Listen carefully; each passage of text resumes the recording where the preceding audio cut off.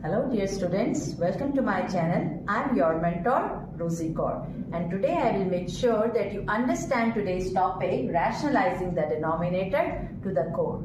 Yes, आज भी मैं आपके लिए क्लास 9 का मैथ्स का नंबर सिस्टम चैप्टर का बहुत ही इंटरेस्टिंग और बहुत ही इंपॉर्टेंट टॉपिक लेके आई हूँ, that is rationalising the denominator. इसका क्वेश्चन एग्जाम में आएगा ही आएगा, तो इसलिए ये बहुत ही इंपॉर्टेंट है और बहुत ही इंटरेस्टिंग होने वाला है।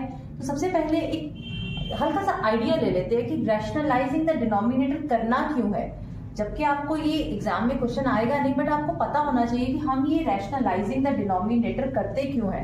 डिनोमिनेटर क्या होता है? डिनोमिनेटर होता है Q part of the fraction. जैसे ये एक फ्रैक्शन है 1/√2, यू कैन सी इसमें जो √2 है दैट इज द डिनोमिनेटर।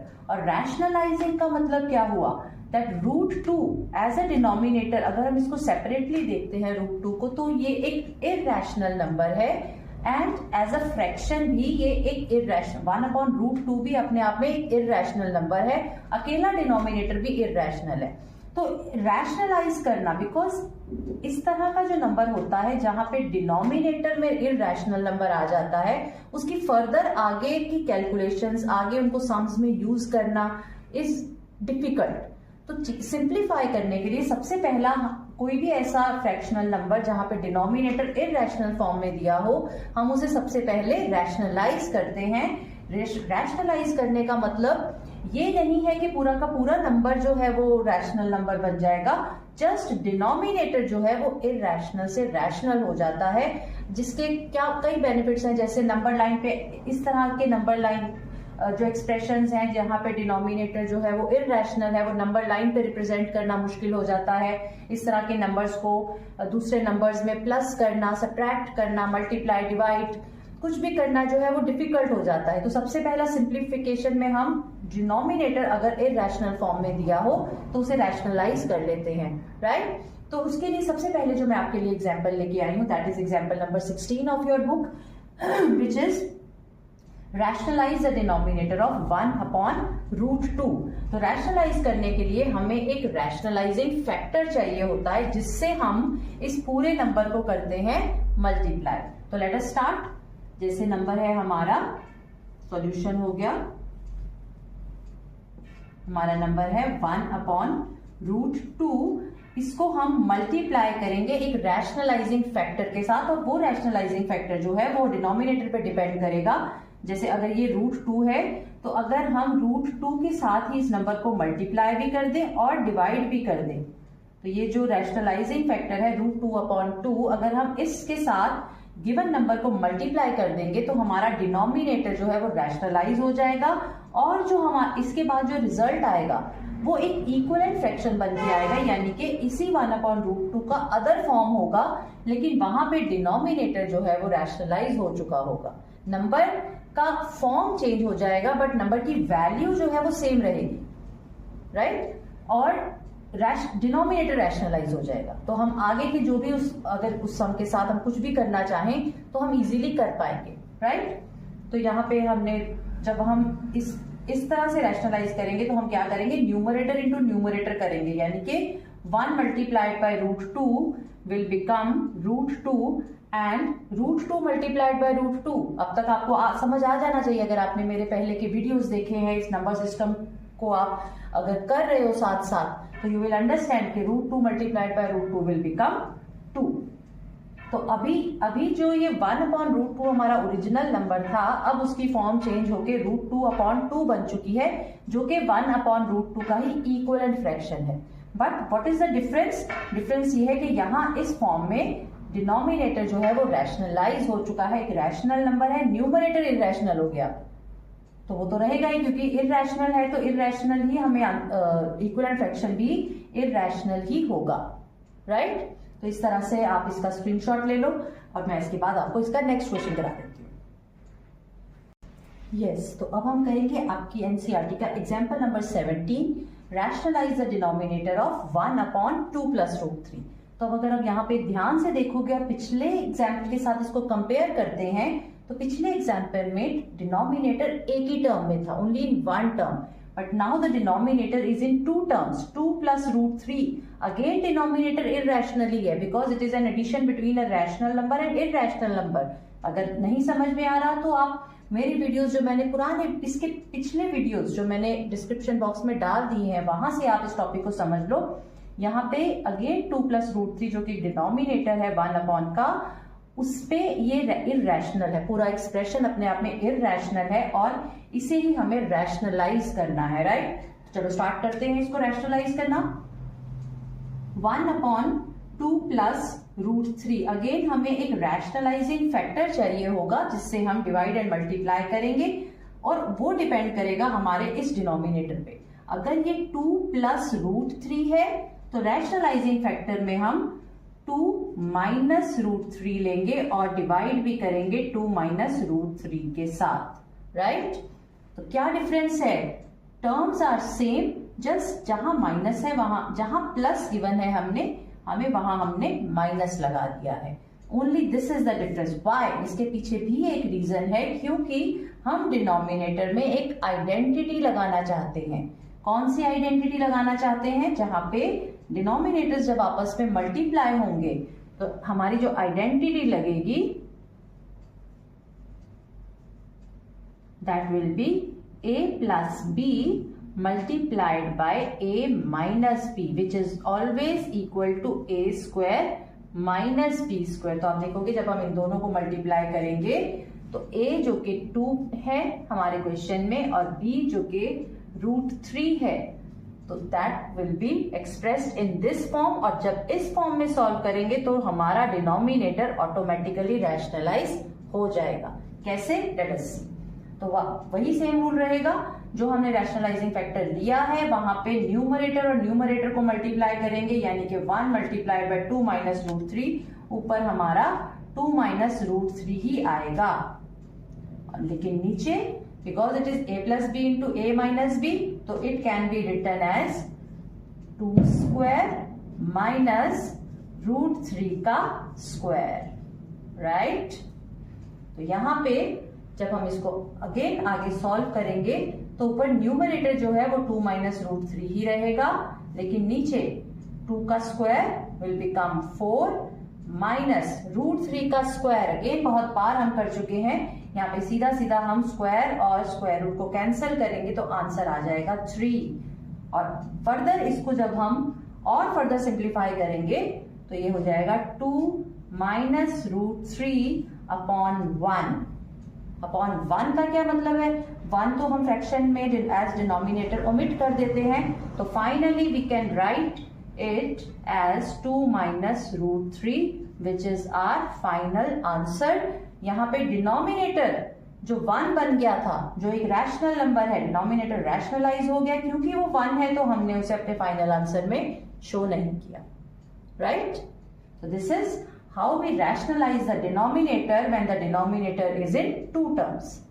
तो इसके और भी एग्जांपल्स हैं, वो भी हम कर लेंगे तो आपका ये टॉपिक अच्छे से प्रिपेयर हो जाएगा। और जो क्वेश्चंस रह जाएंगे वो मैं डिस्क्रिप्शन बॉक्स में उनके सॉल्यूशन डाल दूंगी, तो आपके सारे क्वेश्चंस जो हैं एनसीईआरटी के वो कवर हो जाएंगे। इसके अलावा एक्स्ट्रा क्वेश्चंस जो हैं उसके लिए हम अलग से वीडियो बनाएंगे, राइट। तो आप इसका जल्दी से स्क्रीनशॉट ले लो ताकि हम नेक्स्ट सम कर लें।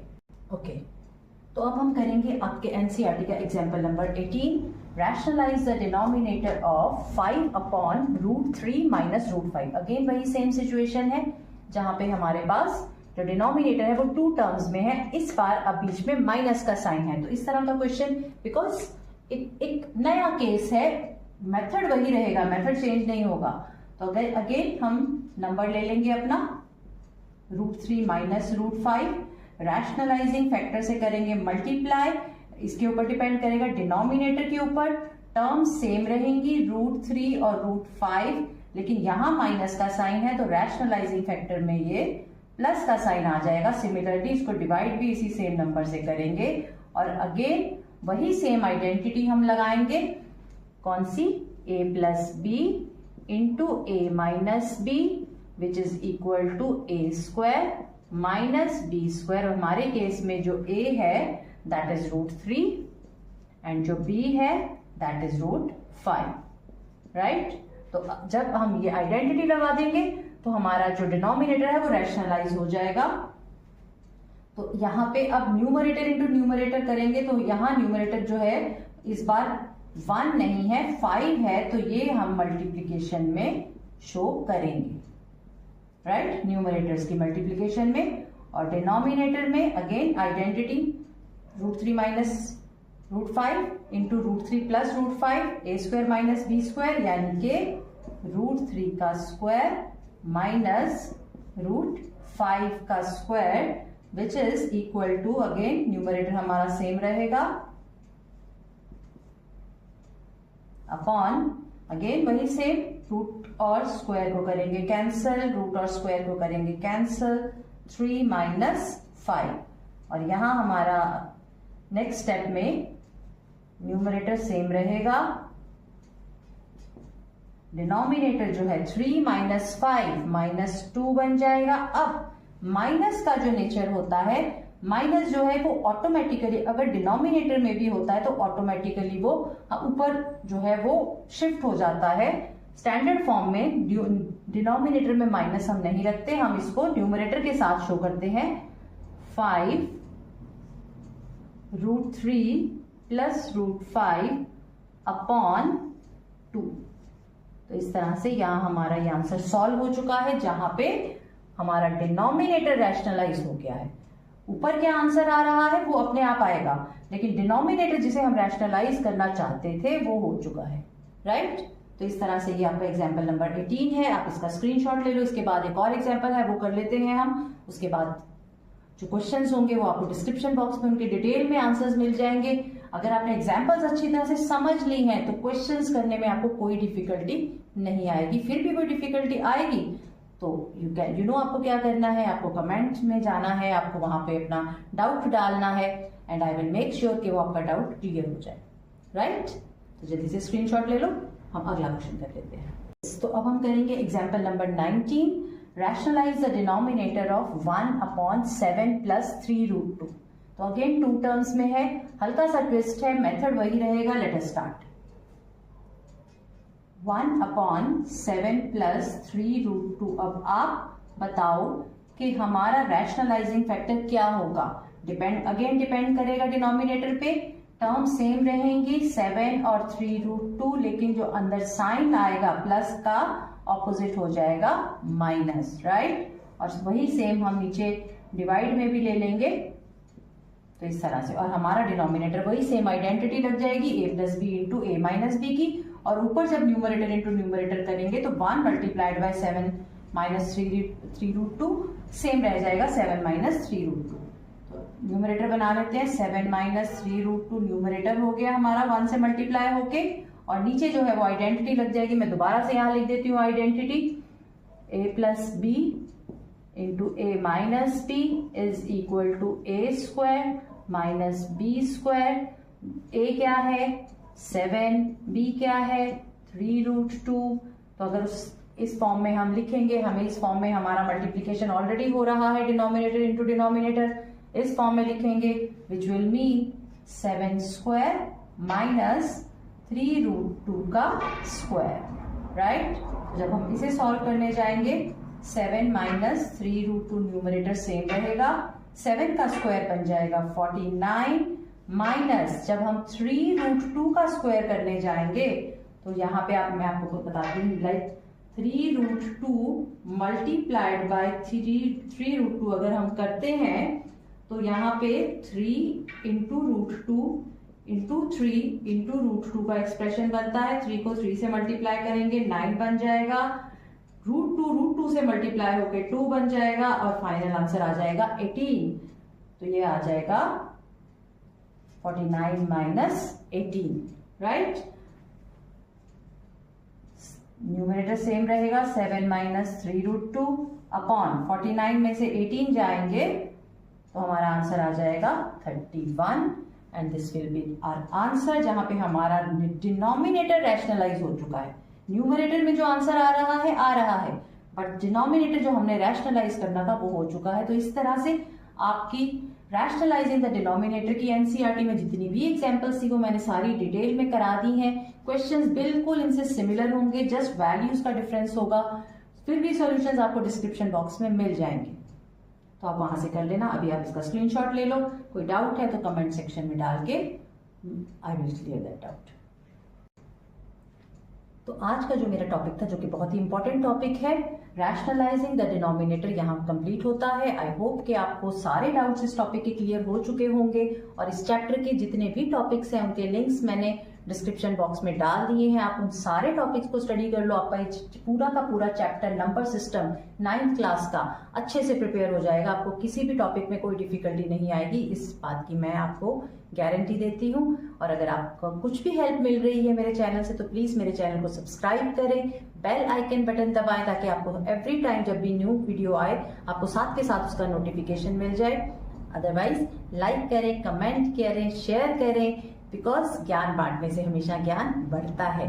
तो तब तक के लिए स्वस्थ रहें, तंदुरुस्त रहें और पढ़ते रहें। Thank you so much.